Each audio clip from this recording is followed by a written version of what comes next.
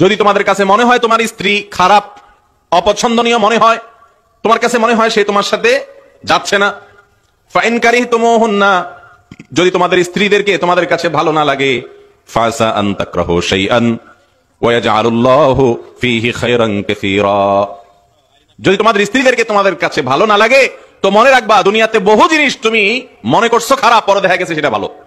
হয় না এরকম?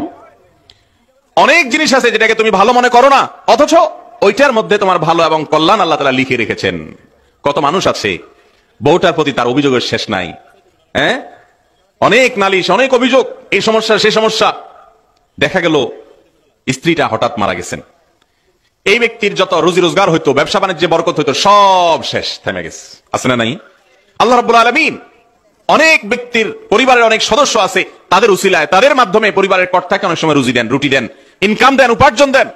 তার জীবন সাথে সঙ্গী হিসাবে তার সাথে সময় কাটানোটাকে খারাপ মনে করতেছেন, হয়তো আল্লাহ রাব্বুল আলামিন সেখানে কি রাখছেন, ভালো এবং মঙ্গল লিখে রেখেছেন।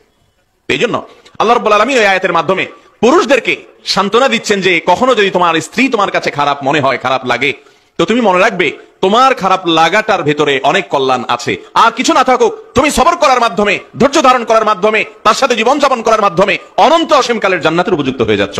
এর চাইতে বড় জিনিস কি আছে বলেন? আসসাবরু সাওয়াবুহু আল জান্নাহ, হাদিসে আছে ধৈর্যের বিনিময়ে আল্লাহ তাআলা সরাসরি জান্নাত দেন। একই কথা মহিলাদের জন্য প্রযোজ্য, যে সমস্ত মহিলারা তাদের স্বামীর ব্যাপারে অভিযোগের কোনো শেষ নাই, যে আমার স্বামীটা মানুষ ভালো না।